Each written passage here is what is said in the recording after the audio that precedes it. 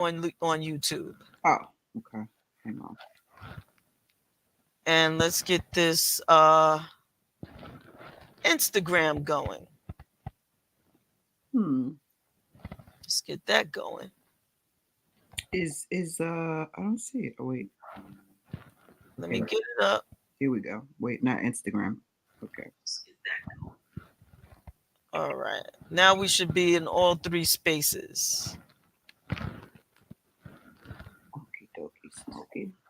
Smoky Padoki. It's just really, I'm telling you, my bearings and everything are off because I'm using multiple systems and things, and this is always so challenging, which is one of the reasons why, I'm like, okay. All right. So anyway, how you doing? I'm doing, man. I'm doing. Pretty busy week. Got a lot of things done, which is good for me. But it's just been good, and I'm good, grateful, and happy to be here, and focused, and and filling my body with oatmeal. That's the whole backstory to that, but you know. Oatmeal, huh? Flavored oatmeal or just oatmeal? No, just oatmeal. I don't do all the flavor stuff. I mean, I may do like cinnamon and things and stuff like that, but I have a bad habit of not having something in the morning because I like to take my little natural supplements like oil of oregano, some things that that I like, and I'll drink a whole lot of water. So, and I'll forget to eat until much later in the day sometimes if I have things that I'm focusing on. And I've found that it's not working for me in this moment because I'm still rehabbing and doing some other stuff. So, you know, so I'm eating my oatmeal today, because I got two calls already about, are you eating this morning? What are you eating? Tell me what it is. And so I'm like eating my oatmeal and having my shakes, in my water, and I'm good. Oh wow. Um, Self care is sexy has joined us on Instagram. How you doing, love? Hello. As you can see, self care is sexy. As Mhm. Terez chows down on that oatmeal, and I had a banana for breakfast. Ta-da! Hmm. So there's that. Even though bananas are suspect, but No, they aren't. they have potassium. They do. Everything is suspect to me. So I'm like, I have to be hungry these days to eat, even though it has not changed the amount of weight I have. Well, see, that's you may have to have more small meals so that you're constantly in burn. I'm gonna have to have more small something, because I mean, kabang, kabow.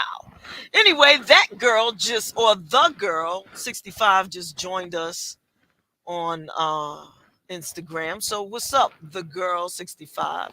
Hello. Yeah. You're So welcome. Terez, Hmm. the last time we met, what were we discussing? Ooh. Well, we were talking about the week's events that went on for that week, and you know, um, talking about the importance of the election, which we will continue to talk about, and some of the tomfoolery that existed, um, and what not to pay attention to, what to pay attention to. We're talking about wellness. We had a few things on On the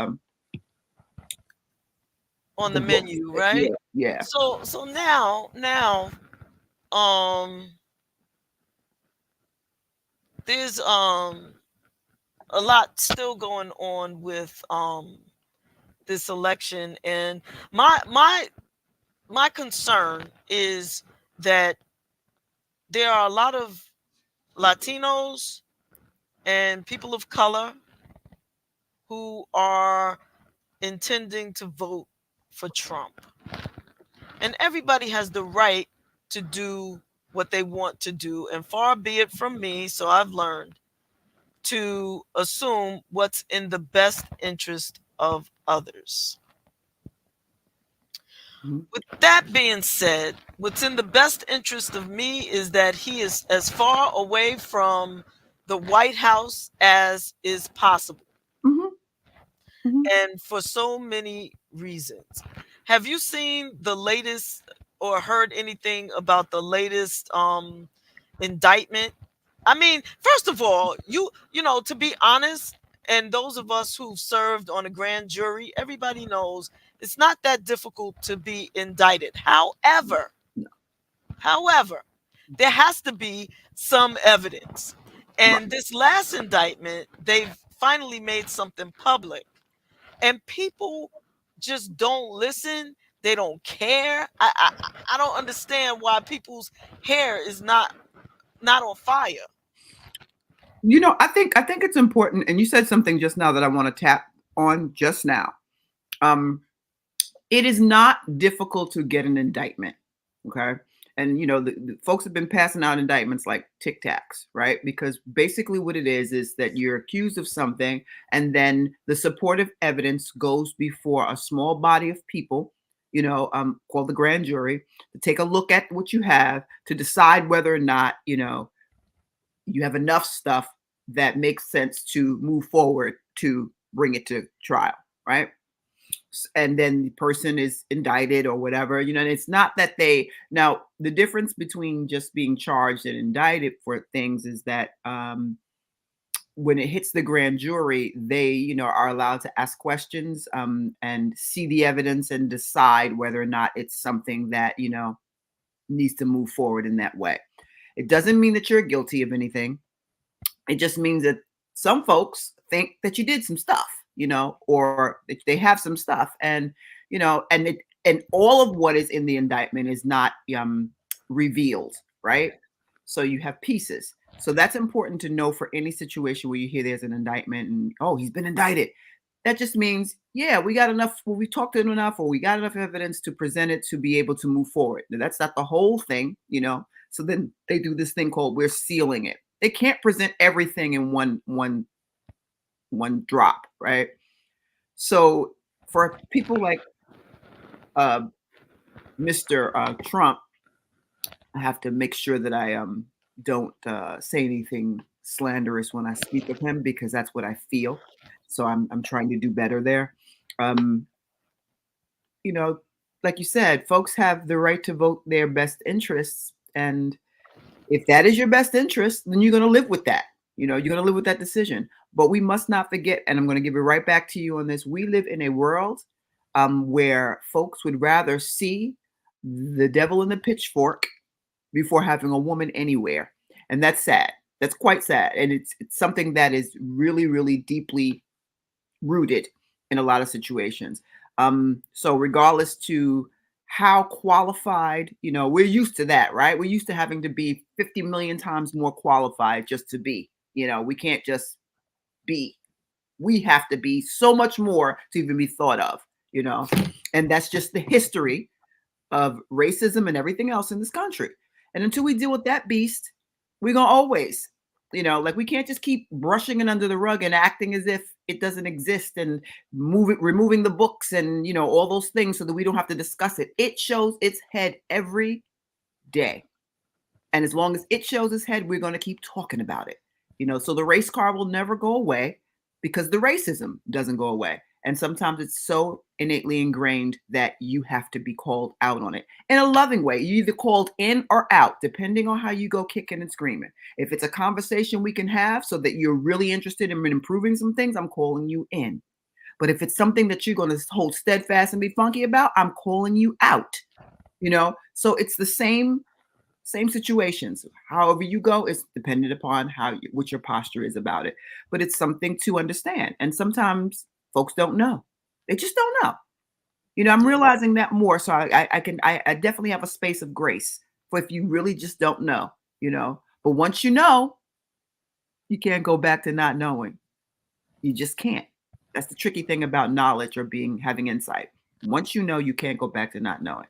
So please, JaVonne, take it away with whatever you want to say. I'm going to about No, no, you what you said is so true. Number one, there are a lot of people that just don't trust her because she's female, which is ridiculous. Your mother was a female. You're still here, damn it.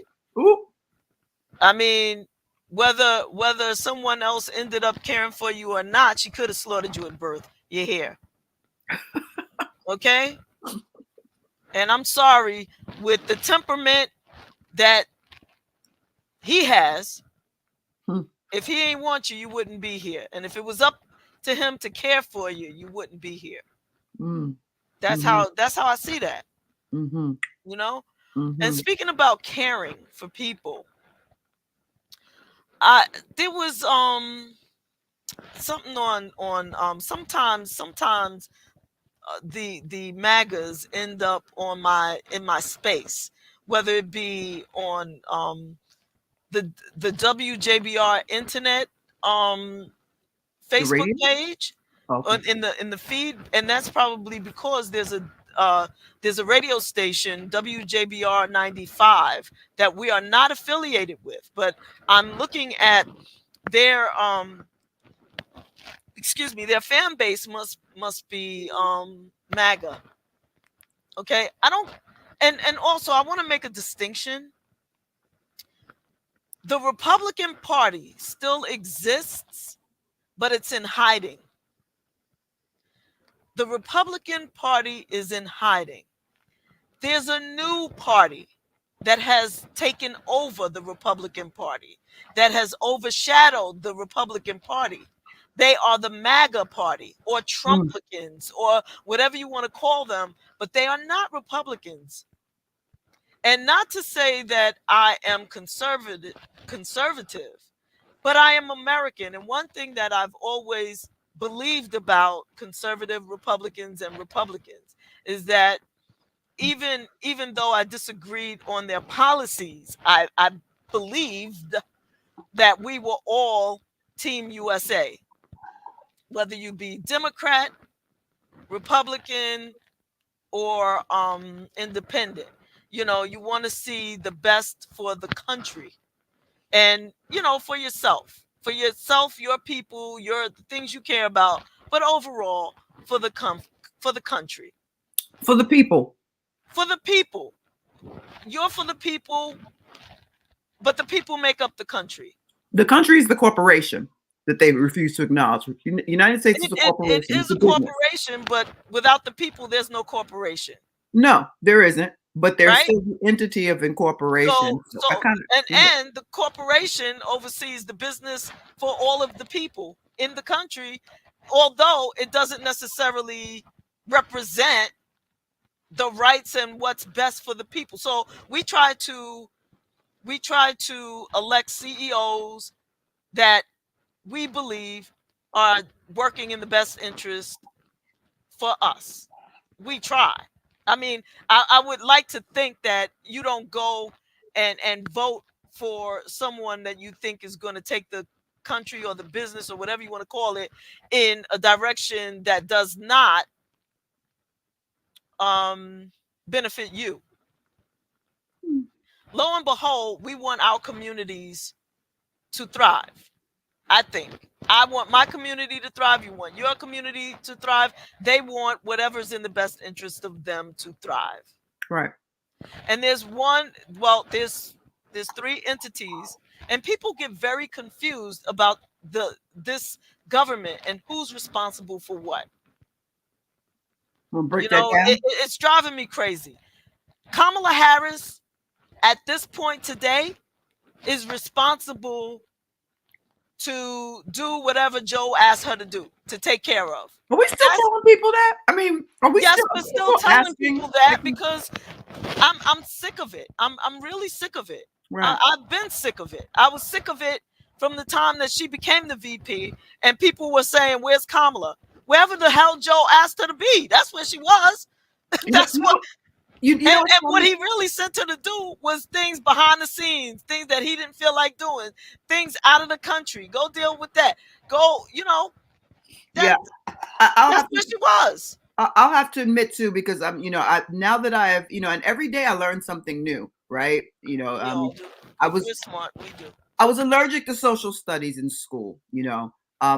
I was a huge fan of Schoolhouse Rock, and Oh yeah. I'm not dating myself, but And we had things like social studies, which incorporated more of European culture than my own. So I was bored with that, because they made sure that we were graded and had to learn about everything in other people's culture but ours. And then when it came to our stuff, our books were so dated, and it always talked about the slavery. And the thing is, okay, we were enslaved, we were slaves. Where the hell did our stuff start before slavery happened, right? So that's kind of information that you had to go digging on your own to get.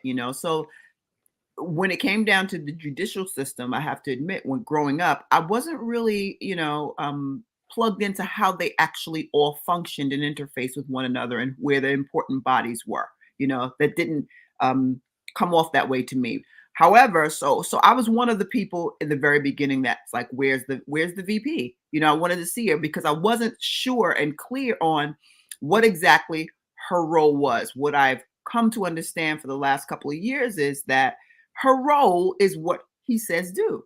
So you may not see exactly her up front because she's not going to be up front. And when people ask now, oh, well, what has she done for the last 4 years? She doesn't work autonomously of the president. So, when people ask that, I think it's like a setup question. Now, Yeah, and I wanted to see her. I wanted to know, I would love no to. no no vice president makes executive orders. She's not Mhm. going to write. She doesn't have that power. She Right, does not have that power yet. right. Okay, so I want to take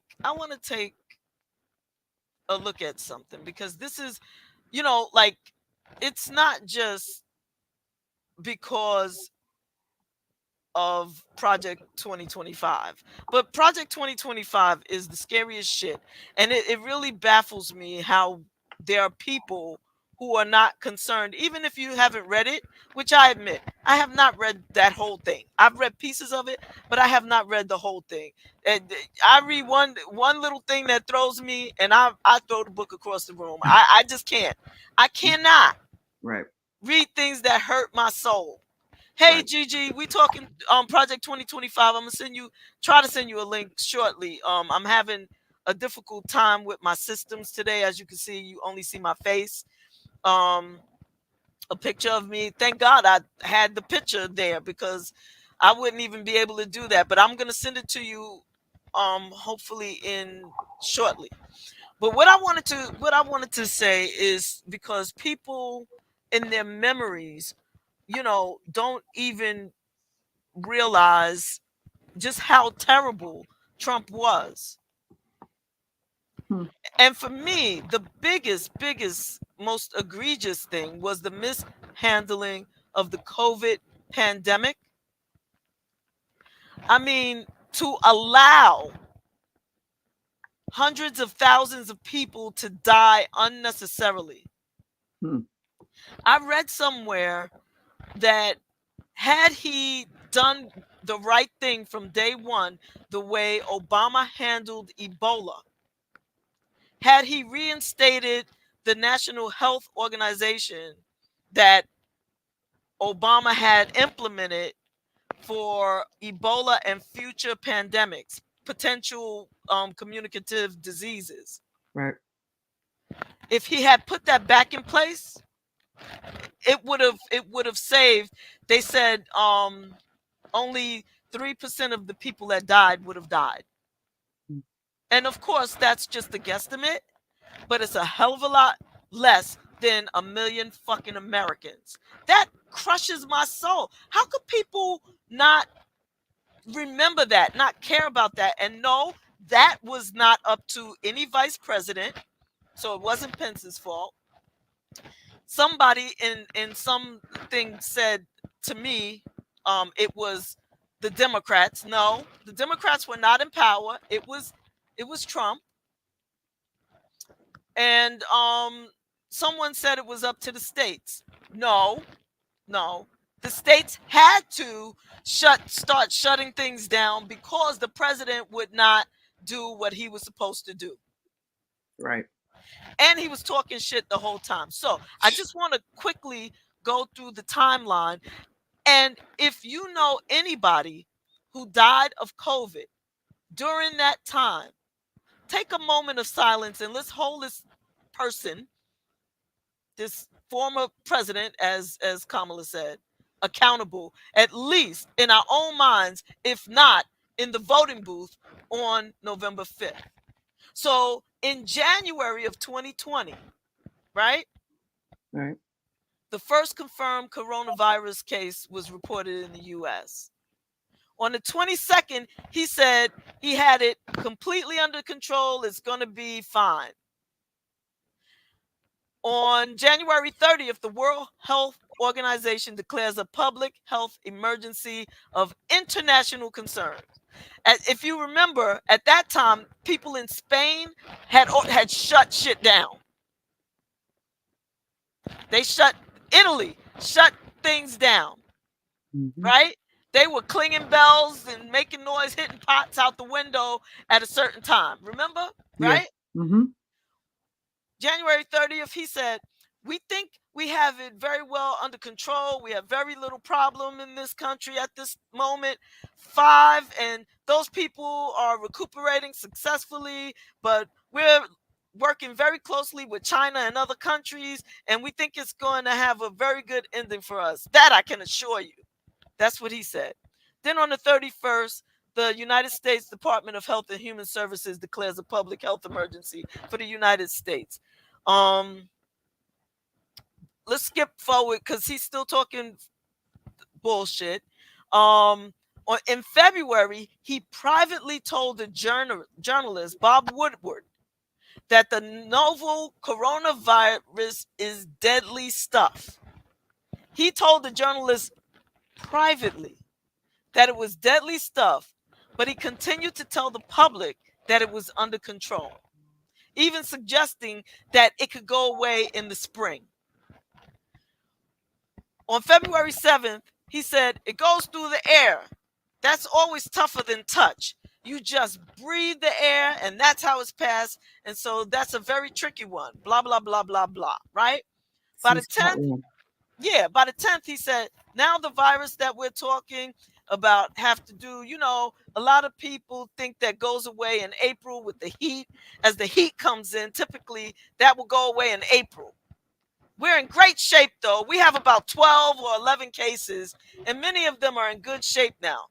This is what he was saying in February. Mm. He continued the 14th, the 24th. He said it's very much under control in the USA. By the 26th, he said, so we're at a low level. As they get better, we take them off the list so that we're going to be pretty soon at only 5 people, right? This is February. I want you to understand something that shocked me when I saw this, and I spoke with Fauci on this, and I was really amazed, and I think most people are amazed to hear it. The flu in our country kills from 25,000 people to 69,000 people a year.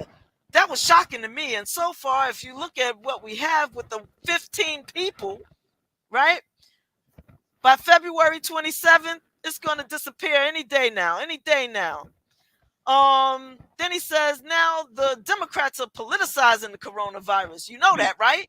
They're politicizing it. We did one of the greatest job, that we did a great job. How's President Trump doing? They go, oh, not good, not good. They have no clue. We're doing a great job. We're doing a great job. By the 29th of February, the Centers for the CDC did autopsy results and attributed 2 deaths to the disease. And then he starts talking about it being a hoax. By March, the World Health Organization declared a pandemic. The Trump administration took steps to slow the spread, and the president and remaining Democratic candidates stopped staging political campaign events. But by the end of the month, Trump talked about reopening the U.S. and having packed churches all over our country. March 2nd, he holds a rally in Chicago. There was about 7,000 to 15,000 people. March 4th, we have a very small number of people in this country infected. I think 3.4% is really a false number. By March 6th, he said we had 11 deaths. By March 7th, no, I'm not concerned at all. No, we've done a great job. March 9th, last year, 37,000 Americans died from the common flu. It averages between 27 and 70,000 per year as the numbers change. March 10th, we're prepared and we're doing a great job. March 11th, same shit, same shit. 13th, he declares a national emergency concerning the virus. Then on the 15th, he says it's very contagious, very contagious. He goes on throughout March. I've always known this. This is real. It's a pandemic. Okay. By the 19th, to be honest with you, I always wanted to play it down. I still like playing it down because I don't want to create a panic. March 23rd, people get tremendous anxiety and depression, and you have suicides over things like this when you have terrible economies. You have death. Probably, I mean, definitely would be a far greater number than the numbers that we're talking about with regards to the virus. March 24th. So I think Easter Sunday, you'll have packed churches all over our country. I think it would be a beautiful time, and it's just about the timeline that I think is right. So everybody, please go to church on Easter. March 26th, the United States has 100,000 confirmed coronavirus cases. 100,000. More than any country, and the death toll hit 1,000 people. That's 1,000 people dead. And this is the nonsense that he's talking. And it's 1 month in. 1 month in. Okay? By the end of March, he says, I mean, I've had many friends, business people with great, actually, common sense. They said, why don't we ride it out? A lot of people have said, a lot of people have thought about it, ride it out. Don't do anything. Just ride it out and think of it as the flu. But it's not the flu.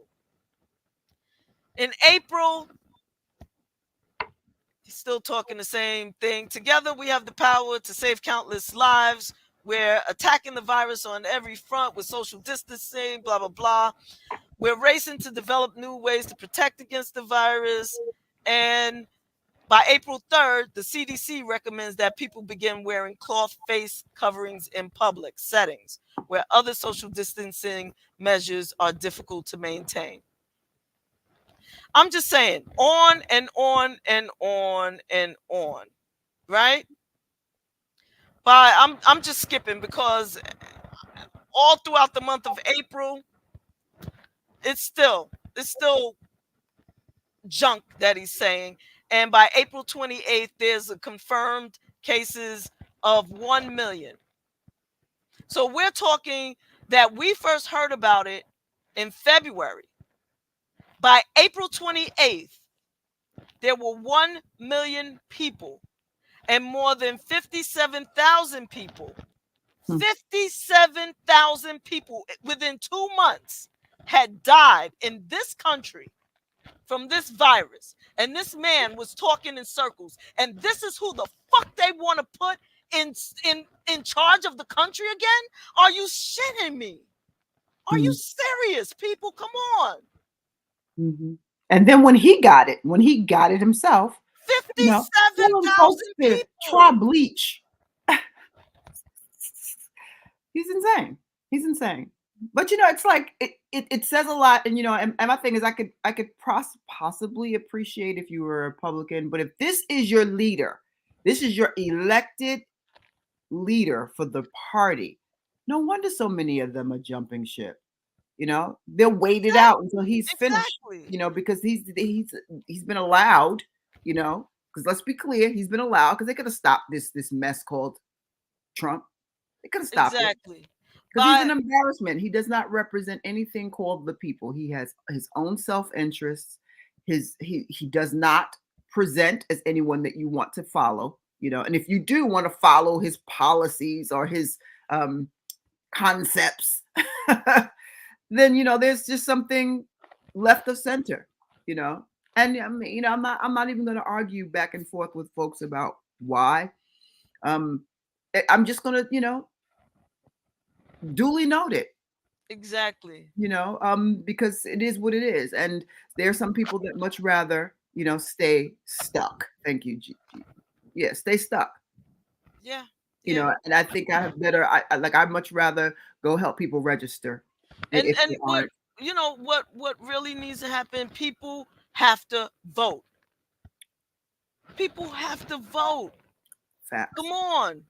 Come on. And don't get caught up in what you see. There's a lot of stuff spinning for attention. That sounds very, something that you should. I don't know. It's just a lot of stuff spinning out in the world that's a distraction from what they really, really trying to do. Y'all stay focused, because anything they think they can distract us by, to be able to move pieces along and be able to separate stuff, and they're doing it because that they know the importance of this election. And Look, if you do not vote, you essentially have voted out of a decision-making process in this country, out of, and you just simply, I don't know. To me, it means if you don't vote, you've just self-elected to sit back and take whatever's coming. And whether it affects you or not, okay, there's a yeah. choice. It's a Yeah. choice. Yeah, But you there's have a a choice. duty. But you have a duty in this country to participate in how it's run. You don't get this. You don't get to talk shit later, though. You don't get to even have an opinion about something. No, You know, yeah, because look, you know, that's what we're gonna have Gigi come on and talk a little bit about Project 2025. okay. But I still, some of this, I don't want to stop short on this coronavirus thing because it's it's really disgraceful. It enrages me. It enrages me. You Hmm. remember him talking about um hydroxychloroquine, Yes. that tranquilizer for that thing for Hmm. horses, Hmm. telling people to Hmm. take that. At that And point, they that had, was in May. and he had So folks drinking bleach. yeah, so we're talking about from February to May, and at that point, there's already 100,000 people dead for no reason. Listen. I mean, look, I, like many of us, I know people that died during that time unnecessarily, unnecessarily. He's a sideshow. He's a sideshow. He's done something to almost every group uh of folk. He's thrown paper towels in Puerto Rico when they had the crisis over there.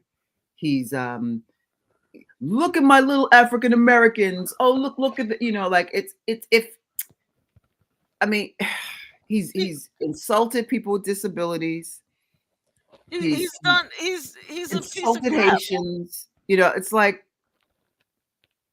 I don't know. And then, and some people will stand wrong and strong with it. But it's less about, for me, it's less about Trump stuff, and it tells me more about what you essentially believe in the core of core, in your core of cores.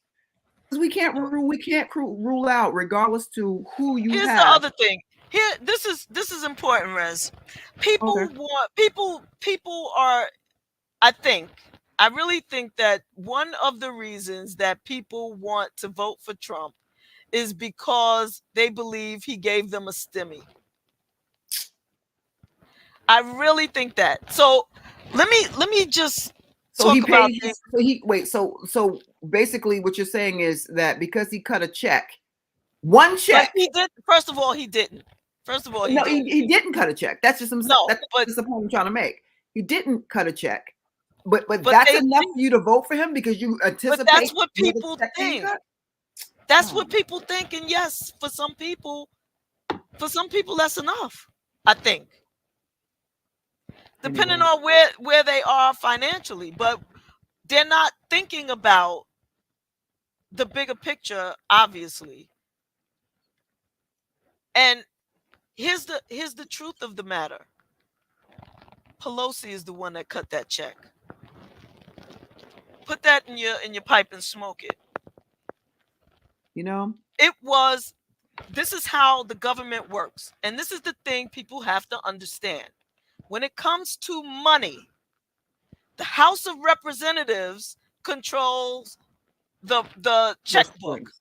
Yes, the Hmm. purse strings. Nancy Pelosi was at that time the leader of the House. And she was the one that said we need to give a stimulus check to the people because this fool is mishandling the pandemic. People think about his though, oh, we were doing so much better in 2024. No, the hell we weren't. People were dying needlessly. Hundreds of thousands of Right. people were dying needlessly, and we were not able to go out. There was nowhere to go. Everything was shut down. You was walking around covering your face, and you were scared to get too close to people. Okay? And then the stimulus happened because people couldn't work. Right.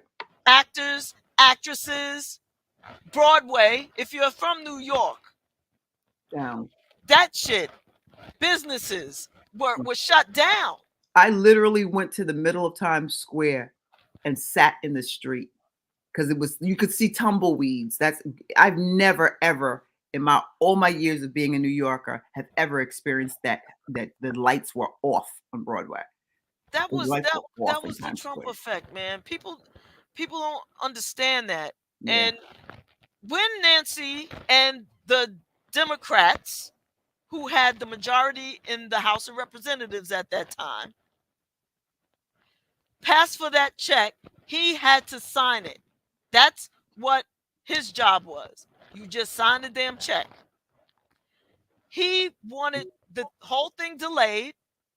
He made them send back all the checks because he wanted his name on it. So people who might have been hungry, people who needed that money, had to wait an additional time because he wanted his name on it. And he wanted a note saying he's giving you this to go with it. So for all of you who are voting because you think he gave you a stimmy, you should be upset because he made you wait longer for that stimmy. These are things, people, whatever your reason, if you are still thinking about voting for him, if it's the economy, then please research the economy. What was going on financially? Whatever you think it was, Hmm. immigration, border passings are down now, down lower than ever. The only reason why border crossings were low during his administration is because of the damn pandemic. It's true. Have y'all noticed that gas prices are going back down? Yes. And I'm not saying this because of Kamala, because guess what? She's the vice president. She ain't got shit to do with it. So I'm not giving her credit for stuff she ain't doing. But I need you to give credit and hold accountable the person who fucked this up for those 4 years. Okay? And And then this is the other thing. This is the other thing. During that time, during that time, I missed you all. I was here. Terez was here. We had people coming through, but I missed the physical contact with y'all. You know? yeah. You can go visit your mom if she's still here and hug her up and not worry about giving her a disease that's going to kill her. Your kids can go to school. You can go to work. You can go to the movies. When somebody coughs, that doesn't mean you're going to die.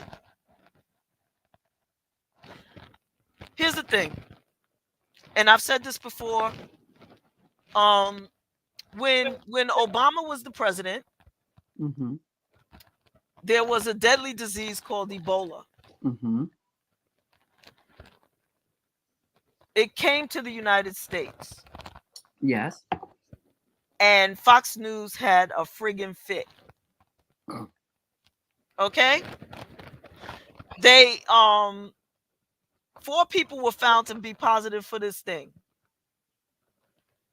Obama had men in hazmat suits go to those people's location and lock them in, lock them down, shut them down Let them aggressively. aggressively. One woman wanted to sue. I only want to go to the supermarket. Oh, hell no, you're not going to no supermarket and spreading Ebola. He set up a whole big federal organization to stop that disease and any future disease. He shut it down. 4 people died. Fox News had a fit. That's how you handle a disease. You stop a pandemic.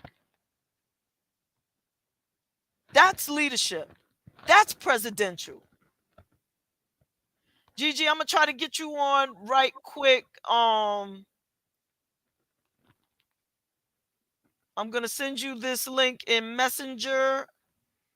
So we won't even know what this clown is doing because he. What did you think about the vice president? Uh, I mean, the debate with that.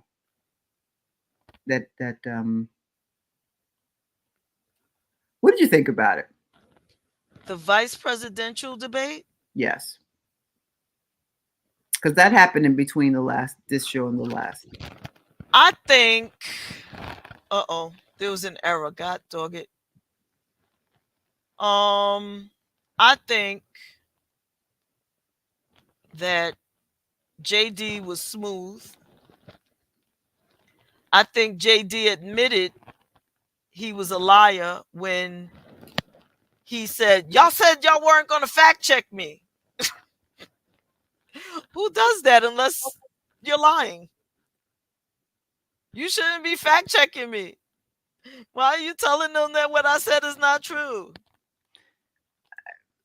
I think in my opinion, I thought that when you talk about, because there's a couple of languages that happen. There's what you're actually saying, that gets fact checked, and there's your body language. And I enjoyed the vice president debate because in some cases,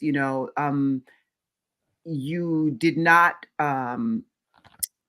see the same shit show that there wasn't they didn't reduce themselves to name calling. Now in the beginning, JD was trying it, just with little undercuts that were unnecessary. So it's like, okay, so this is what we're going to keep doing, and they found out that there's more bipartisan matters that need to be moved. And I like the fact that they kind of sort of, in my opinion, edified each other in presenting the information. I agree, because there's so much more, and it showed that regardless to whether you're red or blue, we are one freaking country that has to move. You can't stand deadlocked on issues. I may not like it, you may not like it, but how can we get to the happy medium? you know um I think that he's young, and and has got a lot of knowledge to grow with, and I certainly don't think he's going to learn, if at all, anything under Trump's tutelage. But I think he knows that because he knew who he was prior to being elected as his vice president, you know, running mate. Because he knew who he was. He'd already told us that he knew who he was. And changing your mind, I'm sorry, it doesn't mean that it didn't exist in your central Rolodex there. So it's like, this man is whatever the names, the many names that you chose to call him before you became his running mate. So, yeah, now you're gonna have to be politically correct and whatever. He's never given us an honest reason why he has changed his mind. Um, and the reasons that he gave were like, no, no, B, come on, you know better. So Yeah, give us the reasons why you did that in the beginning. Um, I think they were too nice to well, each other, and if we, and I think that not what's too Vance. nice though? What's too nice? I I think that Walls should have hit him with, you talking about unmarried cat ladies, childless cat ladies. What is it? I mean, he should have hit him with Mhm. some public things that he said Mhm. that, makes him unqualified to be the vice president. He should have told him, he should have brought out the fact that that Vance has said that if he was in Pence's place, he would have certified those fake election Well, he things. tried to go there. He tried to go there. Do Yeah, you but he think? should have just said it plain Well, in English. The way he well, said he's weird. I feel like but I see, I think that's what understand. it's reduced itself to, the slander and the comfuckery of what we hear that comes out of Donald Trump's mouth. I Yeah, don't but think. this is things that came out of Vance's mouth, No, no. his What I'm own saying is mouth. the way that they sling the trash. I think that the barometer is so high for bullshit, until if we're not hearing bullshit like common conversations, or don't matter unless you're slinging shit. You know what I mean? We got Because issues we got to talk about. but I don't here's want to hear here's that. the thing. Here's the thing. JD Vance came off looking like a normal person, and he's not. I don't think he came off looking normal. I think he came off looking pretty polished. And that's Really? because he wasn't. I mean, a lot of people, even Democrats, think that he won the election up until the end, when he couldn't say that Trump lost the 2020 election. He came off as smooth. Smooth And doesn't mean smooth doesn't mean I think being confronted with some of the nonsense that he has spewed might have rattled him a little bit more. That's all I'm saying. Because he's a senator in Ohio, and he has put his own constituents in peril. All of them, for the racist nonsense that he is spewing. And he doesn't care. And he should be confronted with that. it's like I feel like I'm juggling wanting to know what the hell the policies are, and go like at some point, we as the people got to know, this is some dumb shit you saying, or either create a cabinet that goes after all the dumb shit. But when y'all sit up on these lines, and I don't want to hear a whole bunch of back and forth about the shit you said that is fuckery. You know what I mean? Tell me about, But what in the what short time policies that we don't have. you? Tell me about the short time that we have. Tell me what you're going to do, and if you don't get to that, then we're going to form our own opinion after that. Because if you spend your time throwing mud around, you're never going to get to what you're actually there for, and that's going to be a whole different situation. Like I'm one of those Americans at this point that is tired of, like, I'm sitting there looking, and you could throw shade all day, but at the end of the day, what you doing? And if you're not doing anything in 30 minutes or an hour after the debate, okay, got it. So then somebody But should here's the thing. analyze all of that. Everything that he said was a lie. So I don't want to be. I don't want But to you want to hear hear. that at the debate I back don't and want to forth? hear about the fake policies, and you trying to sound like you're somebody that's going to take care of women. I don't want to hear that when I know that you are for a complete abortion ban. He has said But that. that came out. That came out. But That but came out. but that's not how he portrayed it. He got away. To me, it seemed like he got away with something, because he said we have to get back to women trusting us. This is what he said. He didn't answer the question. He didn't talk about any policies. He talked about bull Nope. crap. And you know what? And I think That's that, my opinion.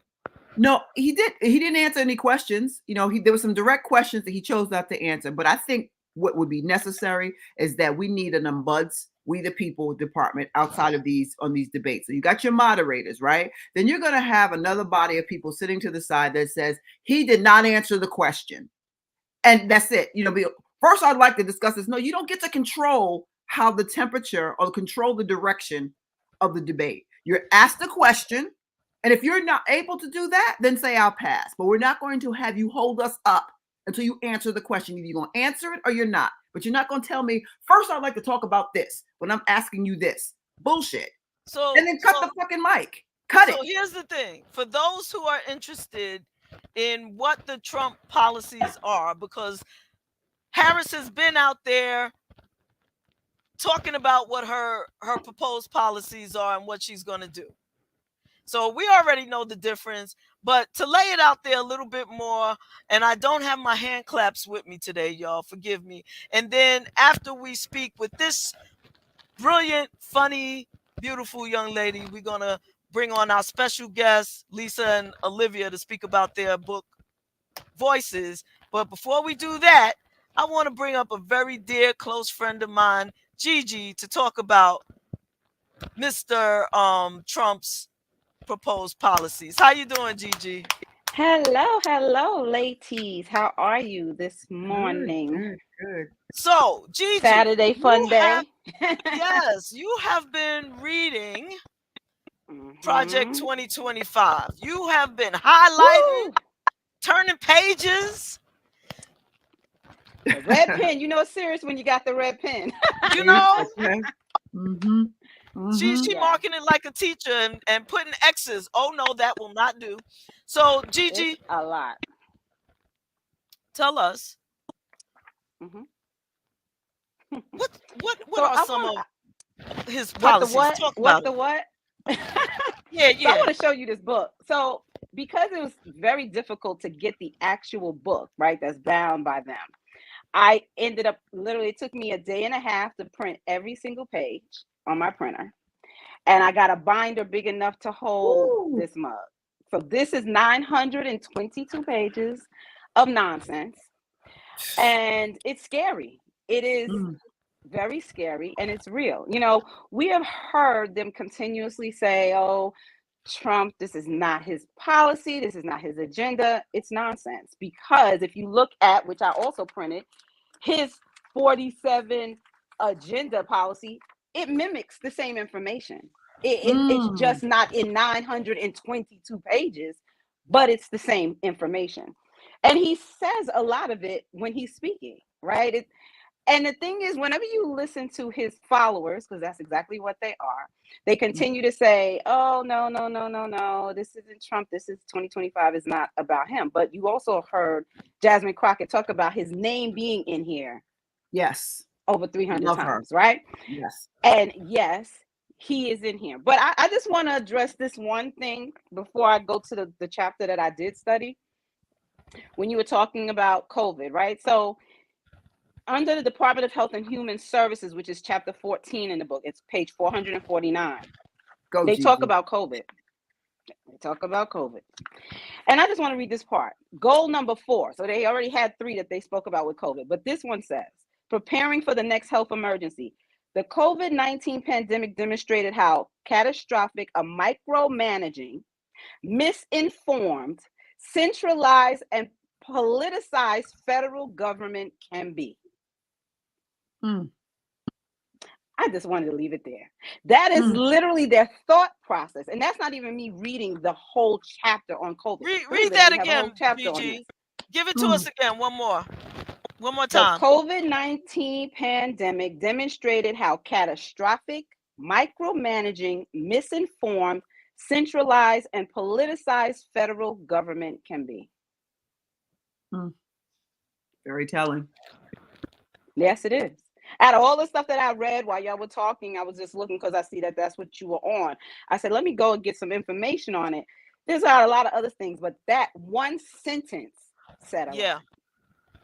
A All right, lot. Gigi. What do they have in store for? Did you get anything about people of color? Anything that might affect people of color? Oh, there's plenty of stuff here about people of color. So The whole let, thing. let me, I went into, this is the chapter, it's like section 3. All right. Oh my gosh, it's like so much. So in chapter 10, let me just go to chapter 10. They talk about and I think you and I spoke a little bit about this, JaVonne, when I talked to you. In section 3, it's about agriculture, our food, right? And the things that have to do with the Board of Ed. And we know we've heard a little bit of things about that, right? But let me go into this. Their goal is in changing laws that have to do with protecting our agriculture and food consumption. They feel as if it is a waste of money to spend on labeling. So let me go to that. And just think about what's on our food, right? The labels that are there to tell us what is healthy, what's in it, because you need to know what's in it. Maybe you're allergic to certain things, right? Oh no, they feel like that's just a waste of time. Why in the world should we spend money on labeling? They also got to the point that they talked about labeling even when it comes to baby formula. Mm. So their focus here, a new administration should announce its principles through an executive order. The USDA should remove all references to transforming the food system on its website and other department disseminated material. Mm. Remove it. They don't want us to know. What is the point behind that? You know, Georgie and I've had Mm. a couple of conversations, and she's always said that she feels like they're trying to kill us, right? She said, they're trying to kill us, they're trying to kill us, right? And until I started reading this section, I got what she was saying, but I really needed to dig a little bit more into why she felt that. So they feel like that we are abusing funds by wasting it on certain important information that people, we the people, don't need to know. Congress should amend the Charter Act. So this Charter Act limits spending to directly help farmers. So now this is what's interesting. Farmers feel like, oh, COVID, the Trump and his cronies are part of a way of making sure that they get what they need, the money that they want. But they said spending to directly help farmers and ranchers address issues due to unforeseen events not already covered by existing programs. Clarify that spending is only to address problems that are temporary in nature and ensure that funding is targeted to address those problems. So they don't want to think about things for the future. If it's not today, which we heard JD Vance mention, right? Then he say, I don't want to talk about the past. I don't want to talk about the future. We talking about here. That's where this comes from, right here in this book. The overall goal should be to eliminate subsidy dependence. From 2014 to 2016, 94% of farm program support went to just 6 commodities: corn, cotton, peanuts, rice, soybeans, and wheat. That together accounted for only 28% of the farm recipients. Now, their purpose, because they say the next administration should repeal the federal program. Its very purpose is to limit the supply in order to increase prices. I mean, These are I also our just tradables too. So Yeah, that he wants to correct. tariff. If there are Yes. tariffs on imports, then countries that we export to will tariff that, and so the farming Mm-hmm. business will crash, basically, which Right. is which is what they want anyway. what happened Correct. under Trump previously, which is Yes. why they had to bail out the farmers. Which, when they bailed out the farmers, they only bailed out the white farmers, which is why Biden had to Mm-hmm. give a special sum of To the money black to black farmers. farmers, That's which right. is So there's the which pisses black off part the right maggots, there. but they don't understand that that's because the black farmers never got bailed out when the white farmers got bailed out. Right. They want everything mechanically engineered anyway. So what's going to happen again is that when they when when the farm when if they should have to bail out the farmers again, because they are going to have to. That's just it. Okay. So let Um, me read this part. This will give you an answer to that. go So the ahead. primary subsidy programs, this is what we have right now. Agricultural risk coverage, which is ARC, and price loss coverage, the PLC program, right? So the ARC program protects farmers from what are referred to as shallow losses, providing payments when their actual revenues fall below 86% of the expected revenues for their crops. The PLC program provides payments to farmers when commodity prices fall below a fixed statutorily established reference price, right? So this is what they want to do. The next administration should champion legislation to ideally repeal the ARC and PLC programs. They are generally already able to purchase federal crop insurance policies that protect against shortfalls Wow. in expected revenue, whether caused by lower prices or smaller harvests. The ART program is especially egregious because farmers are being protected from shallow losses, which is another way of saying minor dips in expected revenue. So their issue is they feel like they're being protected in two different areas and they want to get rid of that. That's Stop insane. paying farmers twice for price and revenue losses during the same year. They don't want that. Period. They want Congress to repeal it. This this there's gonna be a mess. Gigi, you talked about Yep. we talked about Wick and them bidding. Yes. Mm-hmm. Let's do that, Okay.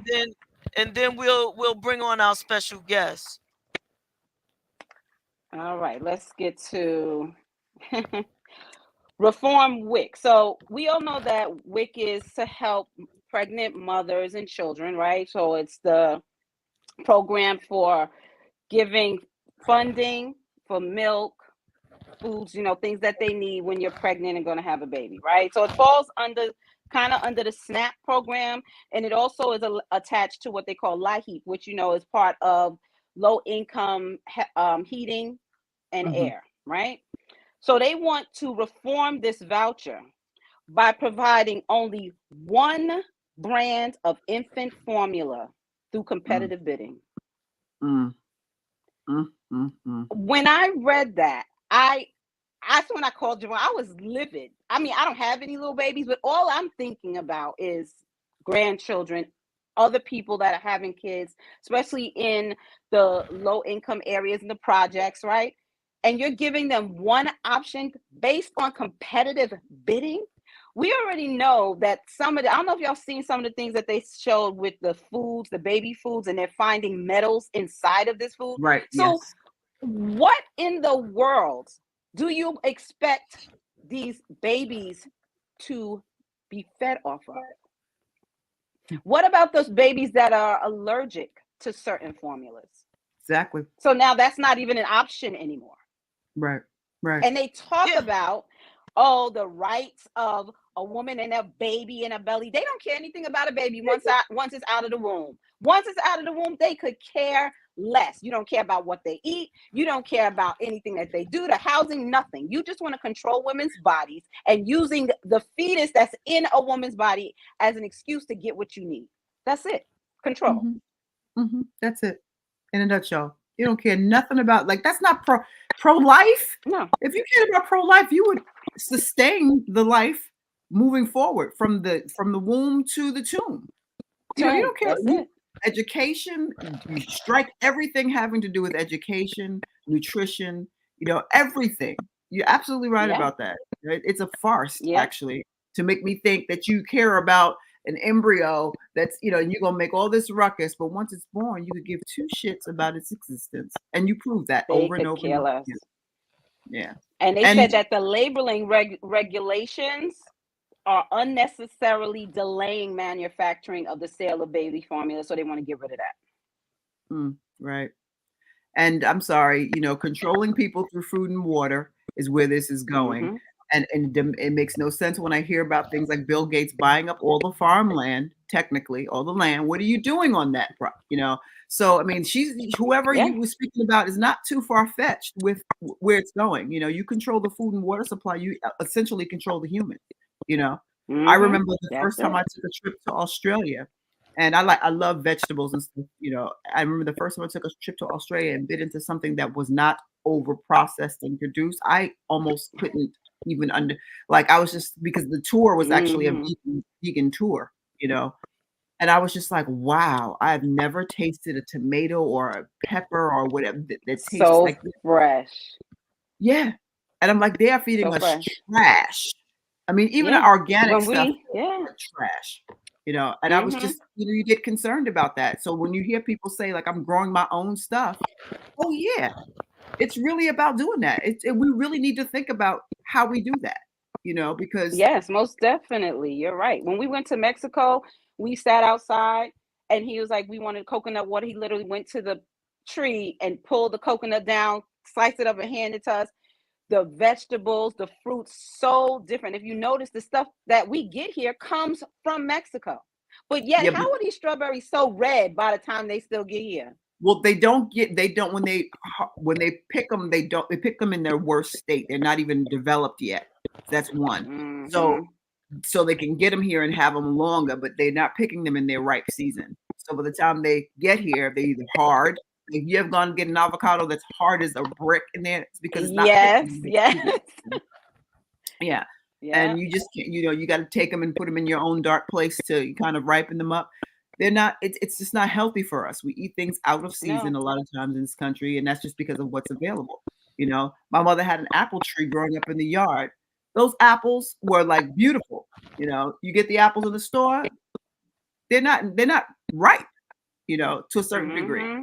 You go Yep. apple picking, you have a whole different apple on your hands. So it's like, we really need to consider a lot of this. But right now, our children are impacted because, we're about to segue into the next folks, but this is, when you talk about nameless and faceless, right? Right. Voiceless. Yes. It's up to us. If you don't, forget about what your 50-year-old mind says about whatever country, you want to live in. Think about your children and your grandchildren, because you are the voice for That's them it. now until they develop their own. And you putting them right smack dead in the middle of this bullshit, and it's not Correct. okay. It's not It's okay. not. And this is No. why we have to be sure to make sure that 2025, that this project 2025 does not ever make it into existence. Gigi, I want to thank you so much for coming Yes. on and sharing this with us. And I will Oh, chat you're with you later welcome. on today. We need to have you back, Okay. Gigi, because you done Yeah, done some outline. I'm impressed. I We need think to have you back. I think Yeah. Thank you. yeah, I'm gonna talk to you later on today, Gigi. All right, Okay. All right. and we'll Thank you, talk about ladies. your Have a schedule and wonderful and our blessed schedule. day. Love you to Keep to the Yes. pieces, fight. my nieces. Keep to the fight. Keep to the fight. There we go. Look. That's it. Make That's it. mine wrong again. Hey, okay. Bye, ladies. Oh Love you to man. pieces, Much love. baby. Talk to you Love later. you too. Yeah, Make that's my girl right mine. there. That is my Yes. girl. That's my homie. I need that So hat. yeah. Um Speaking of voices and being voiceless, I wanna tell you a little something about our two guests coming up. Um so they both got together and they wrote this amazing book. Lisa Ward is a motivational speaker, published author, manager, artist developer, mentor, and founder of AC. It's a collection, Humble Doc Publishing, SECDUM Magazine, and Deadline Production Management. Her books, Empowered by Disadvantages and Empowered by Disadvantages Critical Thinking 2 edition, chronicles her many adversities and how these have empowered and propelled her to the many successes in her life, such as establishing a magazine that interviewed various famous and iconic artists. Lisa is also passionately dedicated to transforming today's youth into successful entertainers, entrepreneurs, and authors. She gets her love for the entertainment industry, writing, and business hustle honestly from her birth mother and her sisters. She's the second oldest sibling of seven creative and gifted children. She has accomplished a great deal in 50 some years. Olivia hails Tisha? from Camden. Yeah, I don't want to mess up her name, so I'm going to let her say it. How'd you say it? I said Tisha. Okay, all right. We'll let her correct us or validate what you said Okay. when she comes on. She hails from Camden, New Jersey. As a model, wife, and mother of three, Olivia uses her character traits of being strong, loving, and hopeful to motivate others and speak life into everyone she encounters. Amen. Being a teenage mother did not stop her from achieving her goals. She is fluent in ASL, That's American Sign Language, and is a God fearing woman whose passion is to touch the hearts of all of those who are willing to accept love and to help others in whatever way she can. She's very involved with the Empowered by Disadvantages mission because she understands what it is like to be part of the foster care and adoption system. Like Lisa, Olivia desires to be a voice for voiceless children. And with that, I'd like to bring them on to our virtual stage. Hey. How Hello. you doing, Hey. ladies? Oh, We're doing hello. great. How are you? Good, good, good. Thanks for So, having us. Olivia, how do you pronounce your last name? Touche. You did it All right. right, Hey! Terez, woo! Right, You right. got it. You got it. Nice, nice. Well, thank you both for being here. And thank you both for I'm going to assume gifting us the book. I really, really was interested in when I saw the subject matter, generational curses and breaking those isms is important to me. It's kind of fostered some of my life's work, separately from that. So tell me how you both got together and decided this was going to be a thing to begin with. We always look at each other and figure out who's going to go first. Okay, I think she did last time, so I'll go.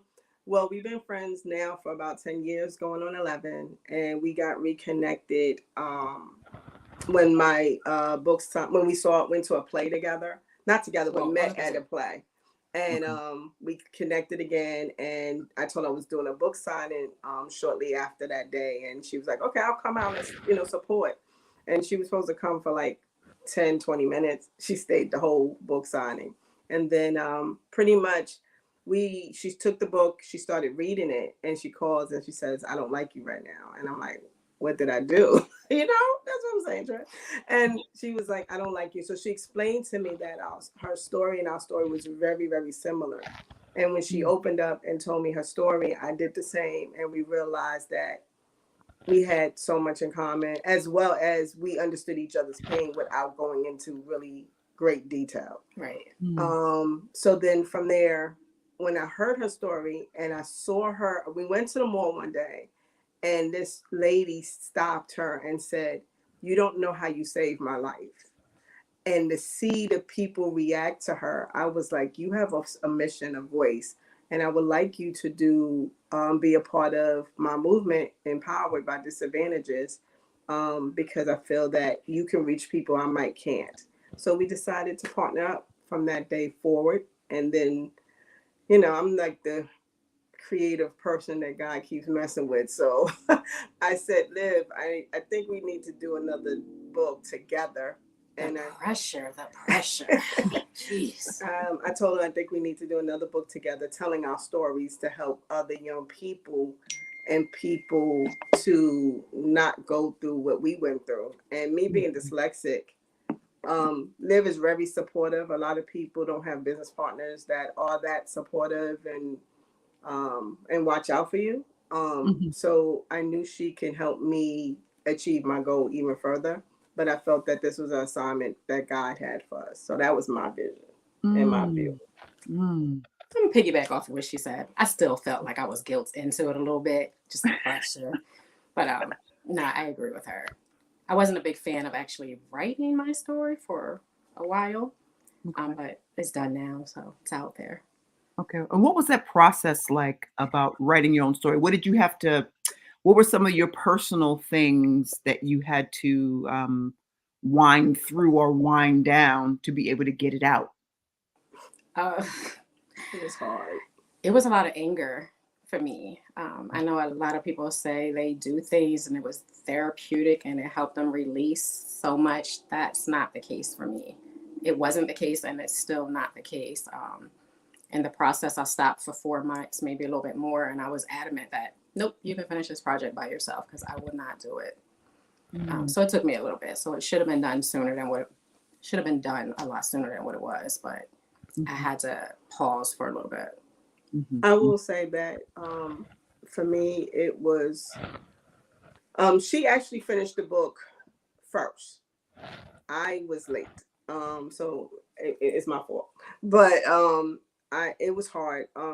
She actually did get really angry, and she wasn't not a nice person for a little bit. We didn't know why. But then when I started to write, I couldn't write. It took me 4 months. She's like, "When you going to start writing?" I couldn't write anything because I didn't know where to start. Like, I knew I had a mission to tell people something, and I knew I wanted to make sure that every story that we told was something to help somebody. And when you go through the things we went through, you have to figure out how deep you want to share that to the world.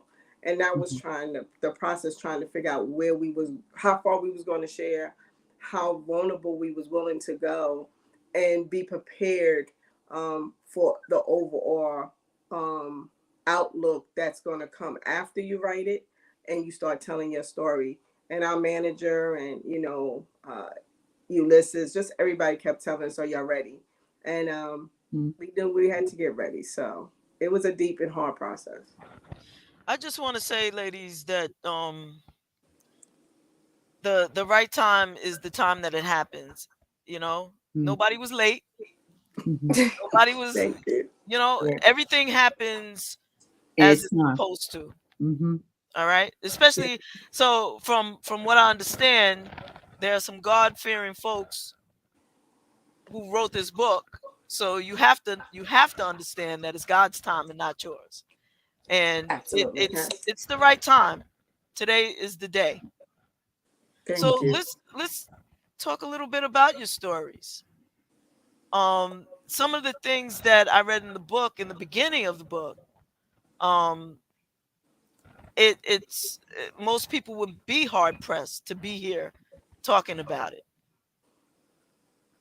um from where do you draw the strength to talk about your experiences? And why not fill in the you don't want to give away the whole book, but you want to fill in our listeners and participants and basement people with Well, bits and pieces of your stories.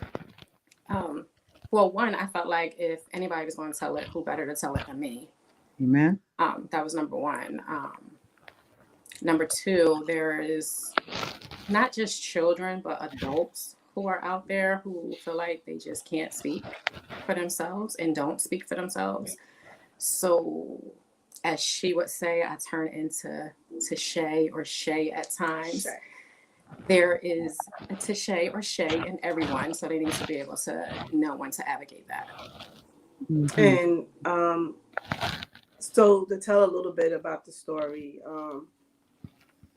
we talk in our book. We have different chapters that talk about things like one of her deepest moments is being in the dungeon.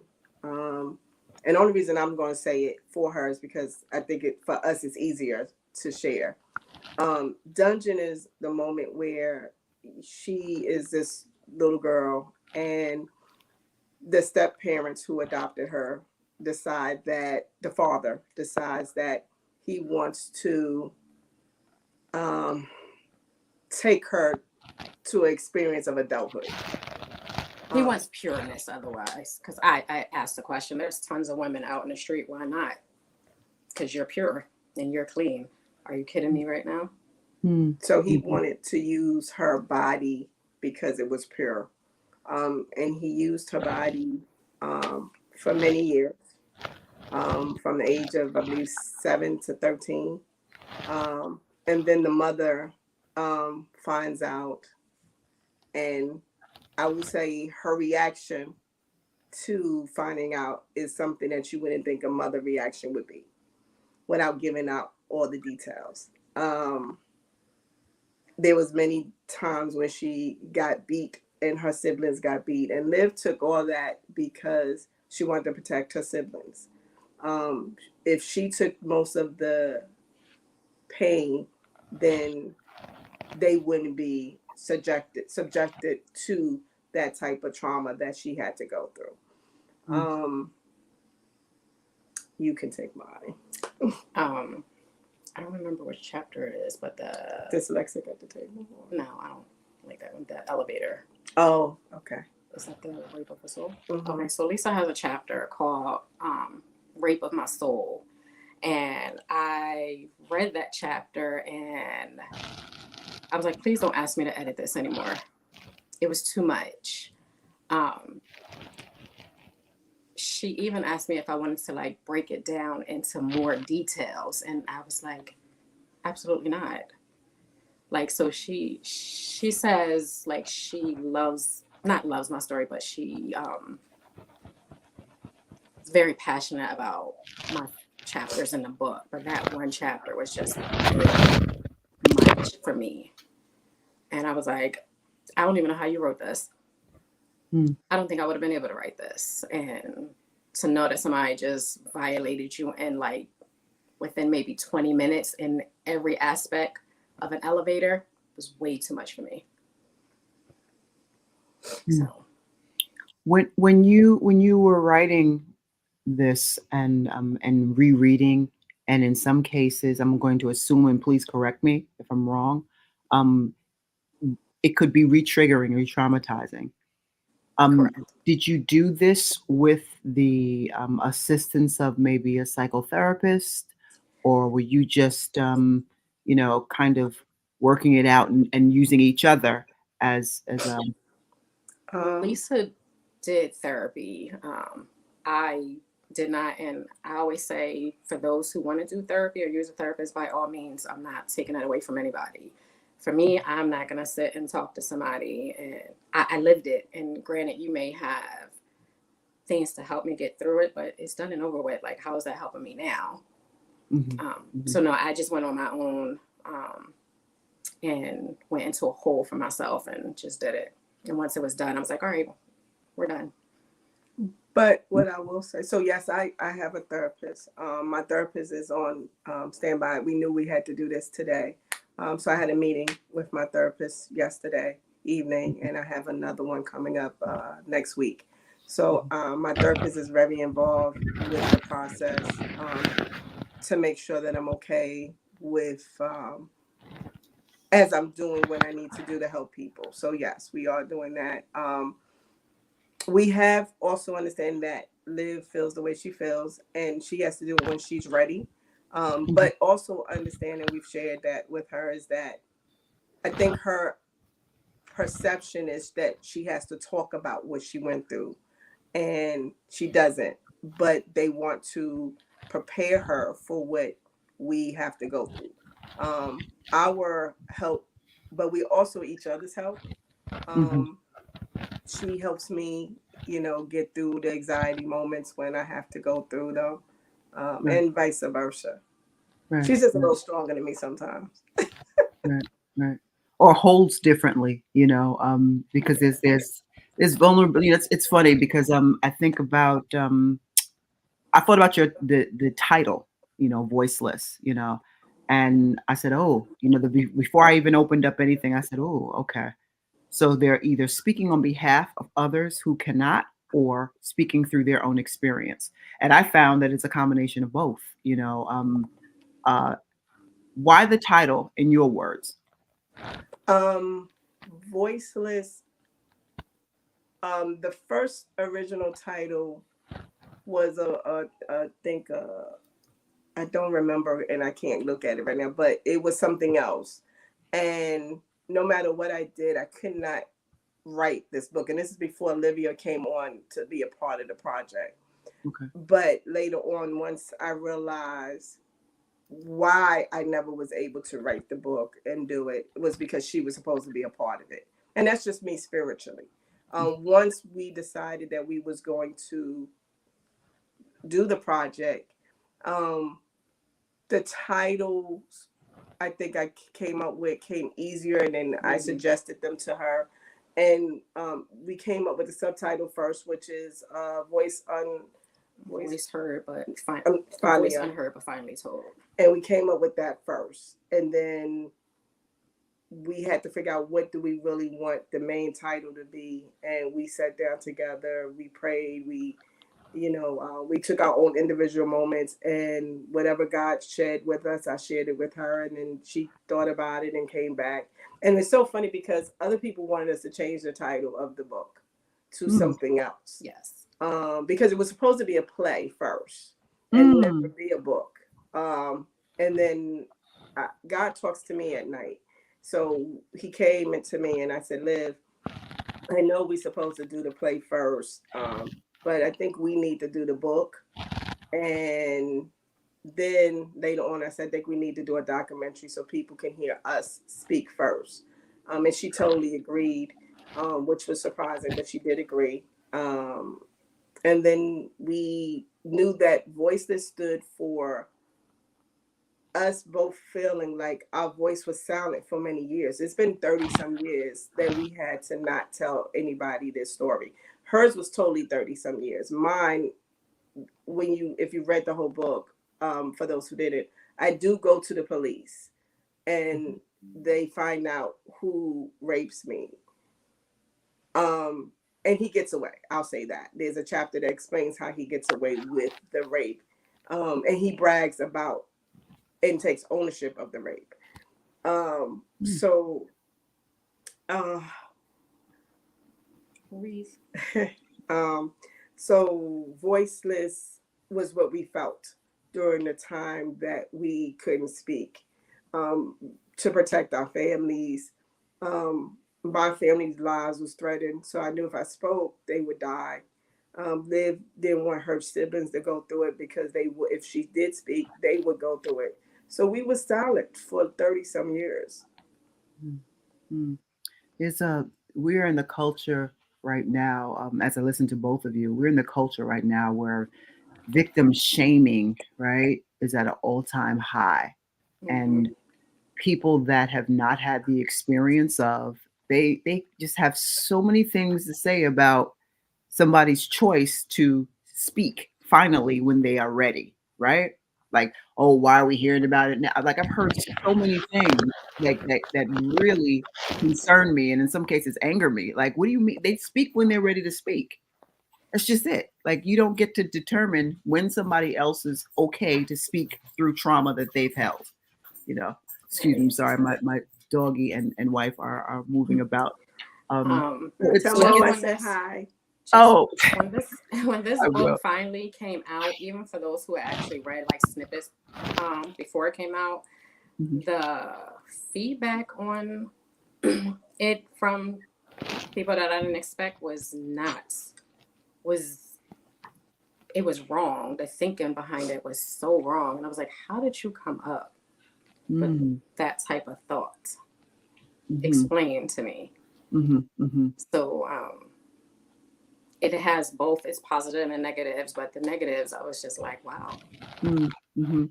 And then there's this saying. I mean, if you're a woman of a certain age or a person of a certain age, there was this. I forget if it's baby boomers or I forget where. It's definitely not millennials, but children are supposed to be seen and not heard. Have you heard that expression Yes, before? Okay. we And lived by that expression. yeah. And it's real interesting how all of those things kind of correlate to, you know, I say a civil unrest internally, with Hmm. yourself and your body, and I think that we need to create more safe spaces for people to tell their stories. Because you never, when you get them out, you never find that you're alone. There's always somebody that can relate or maybe actively going through it at the time that will need to hear your voice. They need to Right, hear and connect with someone that is like minded where they can say, hey, I don't have to pretty this up. I could say this straight and somebody gets it and I'm not being questioned. I'm not being, re-traumatized or violated because you get me. right. Right. I always say we're so more alike than we are different. But particularly about using your voice, and creating a safe space for others to do the same. I Which is why I commend. think doing the book together, I'm sorry, doing the book Yeah. together was easy because Mm, neither one of us had to break anything down. It was just that she understood me, I understood her, and that was the right, end of the discussion. The right. hardest part though was reading each other's story because she told me a lot of it verbally, but there was a Mhm, lot she didn't tell me. So when I read it, I cried. I was angry. When mhm, she read mine, she went into a silent moment and just was like, "I'm not reading this. I can't." And I'm like, Mhm. what you mean? Mm. And she was like, I can't envision seeing you hurt like that. And I Mm. was like, wow, okay. And then she finally had to read it for me because of my dyslexia. But Mhm. I know a lot of people say, someone said to me, what makes your book different? Um, I don't think it's about what makes our book different. I don't think it's enough books like ours. Thank you. That's one. Number Mhm. two, the only thing I can say that might be different in our book is that we truly um, express in very detail what we went through.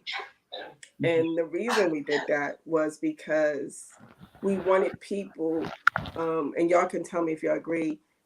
We knew if we told somebody, "Oh, we was raped or you're molested," oh, they're gonna say, "Dang, that's bad. I'm sorry Mm-hmm. to hear that."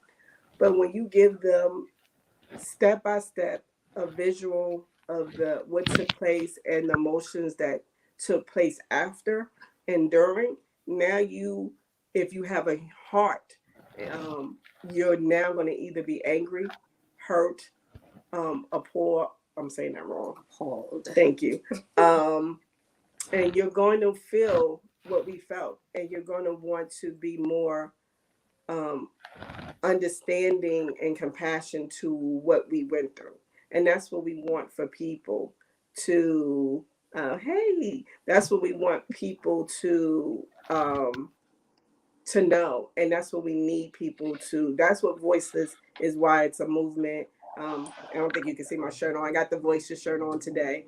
Um, we want to make sure that I just looked at a bunch of little girls in the Bronx in New York are disappearing constantly, constantly.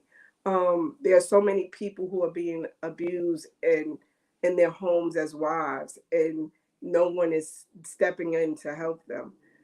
So our book is different because we're taking a stance and showing people that you need to speak up, because that's the only way we're going to make a difference. And hopefully, if we can't stop it, at least cut the numbers down. Right. Mhm. Normalize speaking up, so that way we don't have to hear, oh, why now? Let's normalize speaking up, and let's Right. normalize how you listen to people who do tell you the truth, and that starts in our home. You're absolutely right. Listen, y'all are speaking some real truth to power here. And It's very cathartic and healing. Because I know personally, it's offensive to me when I hear um, the distractions going on right now with and a lot of men. And I'll just keep it funky. And this is my sole opinion. A lot of men who challenge the when women say they're violated. You know, Believe it or not, it's not just the men, it's women too. And no, we I as believe that. women are harsh, like Hmm. very harsh. Hmm. So Hmm. I can't even put it out there that it's just all the men. The women Hmm. are just as bad. Yeah, yeah. I particularly I agree with you 100%.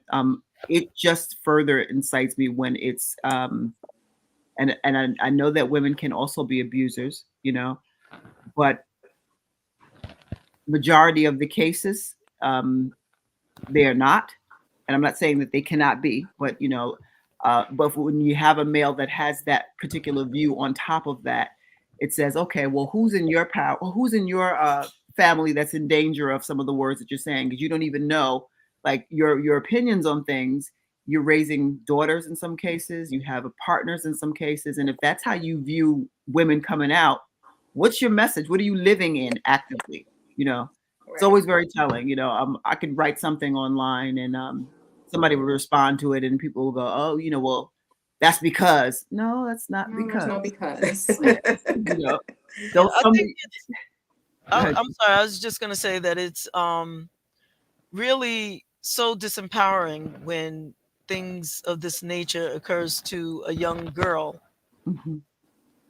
and their mother does not believe them, does not support them, does not come to their defense, or no woman comes to their defense when they're young like that. And then the amazing thing about you two is that you found comfort in one another and support in one another, to band together in this way to support and hold up each other and uplift one another, edify one another, is Yeah. just amazing.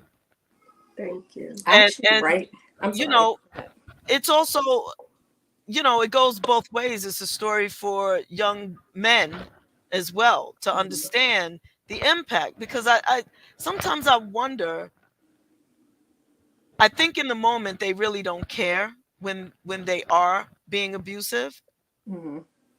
but at some point they may become fathers of little girls, Mhm. Right. and if we can catch them early on, for them to understand the harm, the lifelong harm that they do, you know by for 5 minutes of their pleasure, Mhm. it can destroy a young girl's life, or Mhm. some portion of it. But Right. you two overcame in a big way, and you have this wonderful instrument. Can you talk about um the power that you've some kind of way got from all of this? And I'm sorry about my face not being there, then it was there, and It's I'm just okay. going through a lot technically today. But the way that you've taken the kryptonite and turned it into your power. um, One, I'm a mother, so my thing was, my kids will never have to go through what I went through, and I stood by that promise. Um, I had two boys at 17 and 19. They're now 28, 26, successful young men. Never got in trouble with society. I've never been to a jail cell. I've never been to a hospital bed for them. So I'm proud of that. And I have a 15-year-old daughter. Now that was a little challenging for me because I never wanted a girl. But by all means, I love my I love my girl, but I never wanted a girl for the reasons of what happened in my past. But we have already broken that curse. She's fine. She's a brilliant young lady, straight A's, doing her thing, and I have no problem. But I will say this publicly: if something does, they will be carried by six, and that is not a threat. That is a promise. So, Mhm. Mhm. Y'all Mhm. just wanted to see Shay come to the building, right? That's what it was. You Listen, want Shay to come. listen. I overstand. I definitely overstand. It does impact your parenting. Even like she said, she loves her daughter. Of course, she loves her daughter, right? But there's a space where you know she's conscious of what occurred, and it is what it is, and that's part of what gets transferred over. Had she not had the experience and just been able to grow up in a pain-free, I'm not saying literal, but right. not had the same experiences she speaks of, it would have been different. And in some cases, if you don't do your self-work, right, Hmm. you can the transference is real, of fears It and things like is. that, and the kids become, you know you transfer the fears onto the kids, and then that becomes normalized for them. So that is where the pathology continues. But by And, doing your own work, you've not only saved yourself, but you've also gifted your children a brilliant emotional foundation to start with, right. uh, despite your trauma. you know And I wrote in my book about how a mother can be jealous of their daughter. Mm, And as a mother, I have never been jealous of my daughter, but there are women who have daughters and they are jealous of their daughter. They're so jealous of their daughter that they are willing to allow anything to happen to them because the jealousy is that strong. mm. So Mm, I do write about that in the book. Like, how are you jealous of your own child? Yeah. mm, So, Tina as Turner talked a lot about that she in her does. life, mm, you know. mm, mm. There is one man who seemed to be quite supportive of your efforts. Can you talk to me about that? I'm gonna let you have it. Common is really amazing. He's really a sweet person in person. We always, some type of way, God has always put us in the same place.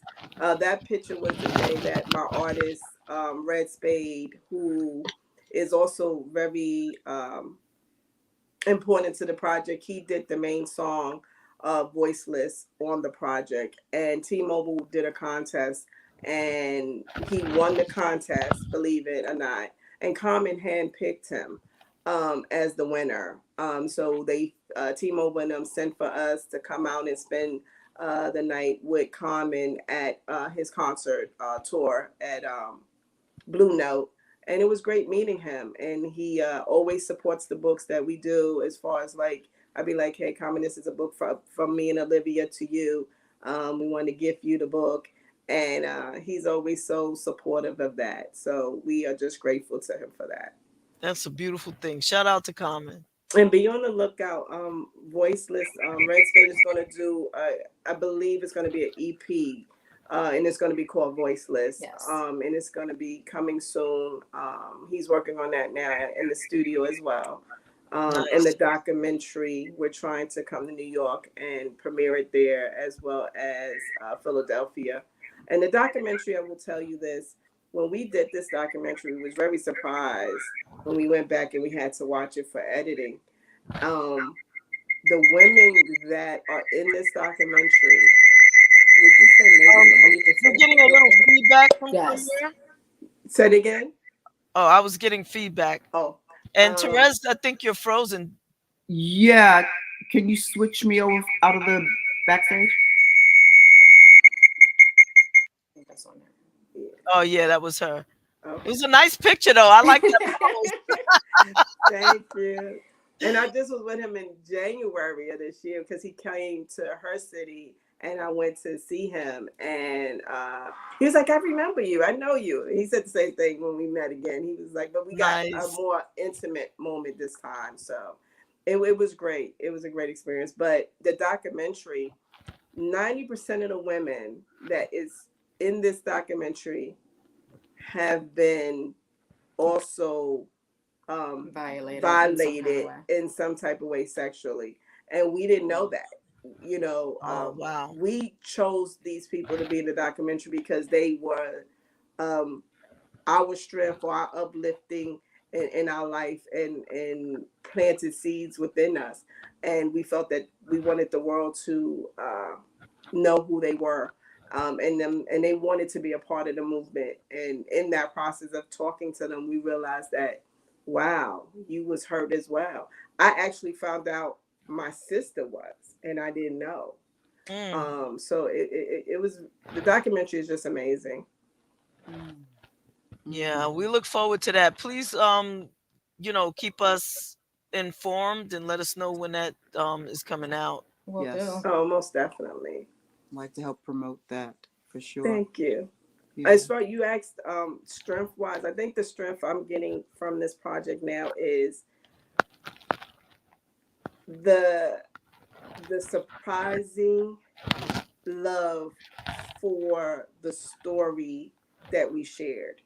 It was very hard for us to do it, but to know that people are getting help from it Hmm. or being empowered is the power that helps me keep doing interviews and keep talking about Voiceless, the book. Wow. And where can folks find Voiceless, the book? You want to tell the Um, good news? Barnes and Nobles. We start our book tour All October right. hey, Congratulations. October 19th. It's on Amazon. It's also on Walmart. Um, Target. oh, I didn't even know about I think Target. it's Target. It's Okay, like she's on. in the US, it's in like 9 different online stores. And then it made it to Canada. Very nice. nice. It's India, Brazil, I think Brazil, Brazil. Mm-hmm. Brazil. Africa has not picked it up yet, but India, Brazil, and Canada have picked it up online. And then you Very can always nice. go to you can always come to, if you want an autograph copy, you can come to avodgy.com. That's AVODGY.com. and me and Olivia will personally mail it to you and sign in and put a special message. Right. Nice. And so you're syncing up your book tour with the spaces that have been picking the book up to be able to Oh, move. I hope so. I hope so. I don't know about that one yet, but we hope so. I don't know if we're gonna get Canada I'm and putting Brazil. that out in the universe We'll for take you. it. We'll take Yes. it. Yes, yes, yes. Very I nice. think it's something that is necessary, and thank you for doing the very hard necessary work of self-exposure, Thank you. because it only aligns itself for helping others. And may you continue to take care of yourselves in the process, because you're going to get stories, you become a filter of sorts, for Right. the stories of others, and and maybe can pull up something that you didn't recall in your own. You never know how that's going to hit, you or your And children. can I respond to Janelle? I hope I'm not Yeah. saying her name Yes, correctly, but Mhm. I'm gonna say congratulations. absolutely. Like, that's amazing. And again, like we said earlier, in God's time, not your time, and you had that time. So congratulations on that. And Mhm. we're always reachable. You can inbox us on our social media page. We don't mind, giving encouraging words or just being an ear for somebody else who feel like they had no voice. So we're here for them as well. Mhm. That's a beautiful thing. It's Mhm. it's um it's important that we have people that have gone through similar things to to know that we're not alone, especially in something like this, because it's so personal and so um all encompassing. It's your body, it's Right. your mind, and it's your spirit. Mhm. Mhm. And I want to thank you both for sharing in the book and coming and sharing and talking with us. And thank Mhm. you Oh, again for having us. It's greatly appreciated. Beautiful. thank you. Ah, Thank you for having one us. more question. I'm Oh, sorry. This is Olivia. Yes. You have children, two Yeah. boys and a girl. I think I heard you say yes. Yes, ma'am. How was that? Do they do they know your story, and how was that process for you transferring or relaying the story? And was it I don't know at what point in their lives that you chose to share, if you shared, how was that Believe for it or you? not, my daughter was with us during the process, especially with the documentary. So she was, to her, none of this phases her. I was like, okay. Um, she's very strong. Me and my middle son, we had some small conversations about what I was doing and what was going to be said. And he was like, Mom, I want to be surprised with everybody else. So my oldest did not hear any of this until September 14th. So while we were all watching the documentary, I saw their faces and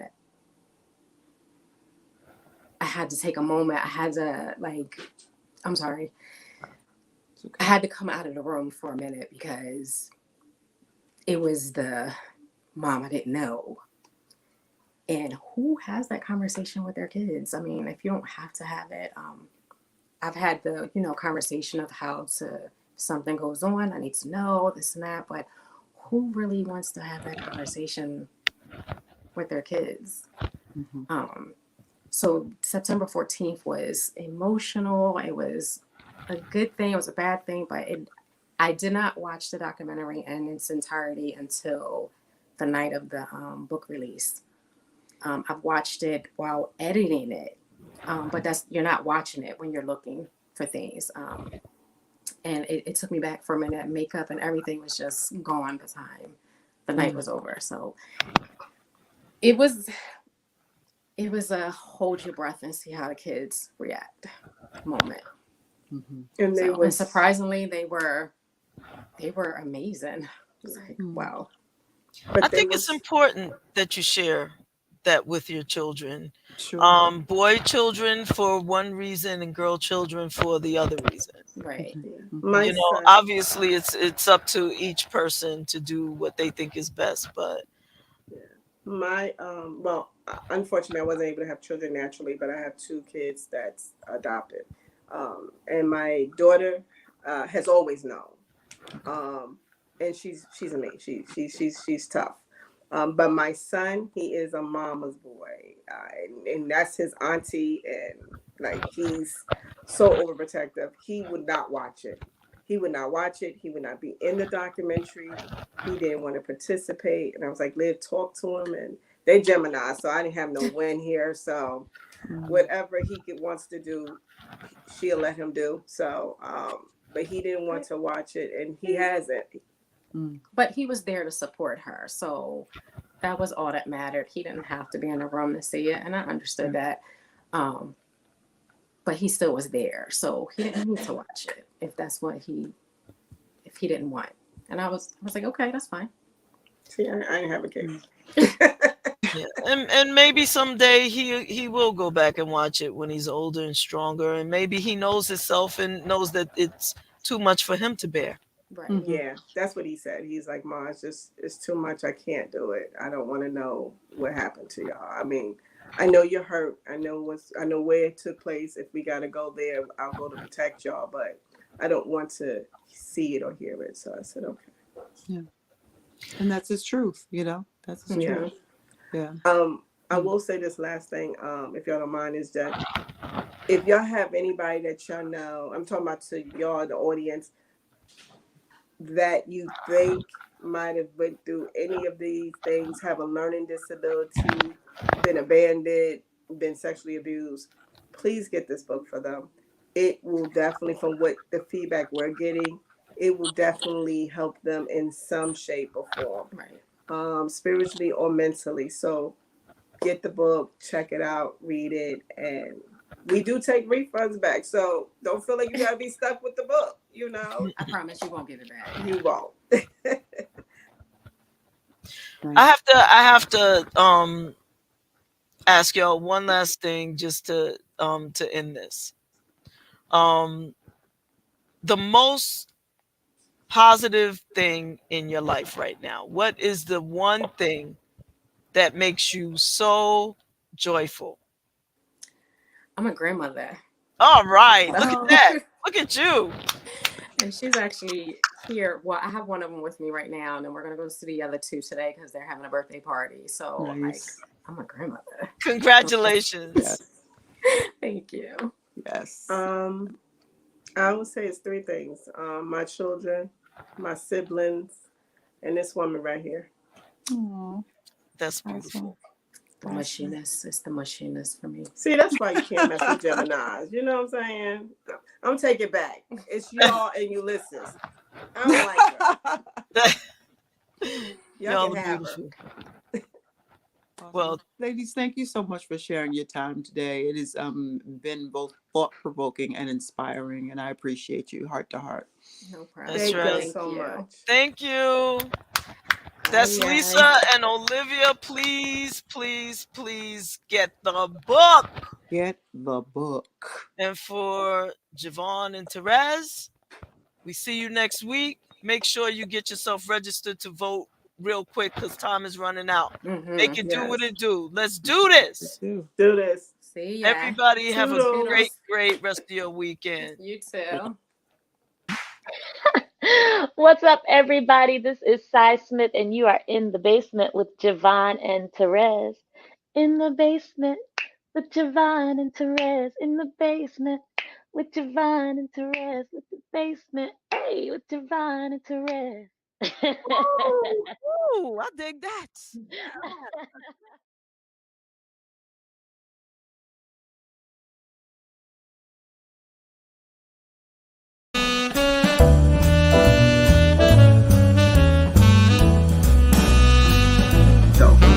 Hi, this is Deirdre Khan, and you're listening to and watching Brunch in the Basement with JaVonne and Terez.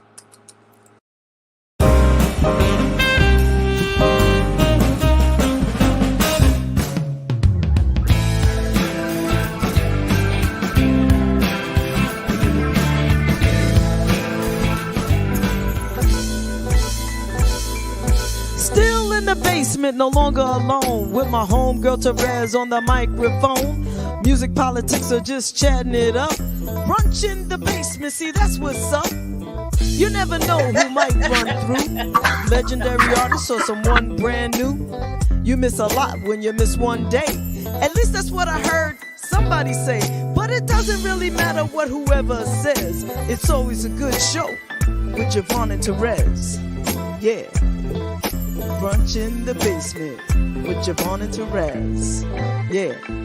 Let's see who we got today. Come on, everybody's a friend in my head. I already know everybody. Whatever it is, it's gonna be good. One day I'll tell you about me and Shaka Khan, but you know. Oh my gosh. Yeah, but she doesn't know anything about it. But anyway. No, she doesn't. She wasn't even there actually. But anyway. All our bosses though, Jay.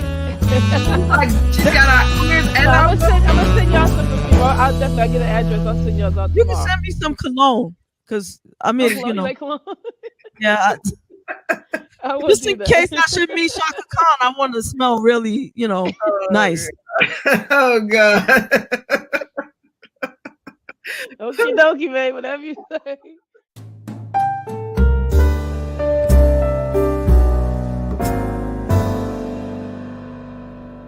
The time, so and we thank you for that. Thank you. Yes, thank you. This part, that little piece, I'm just gonna keep and play it all the time for myself. But no, I'm just teasing.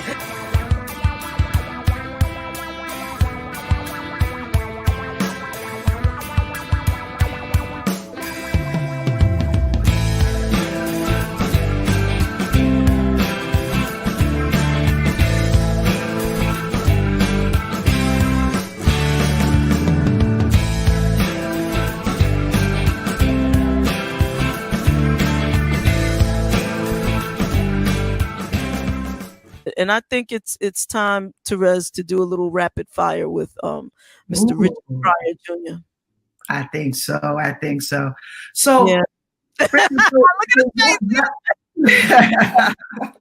Don't worry, we won't hurt you.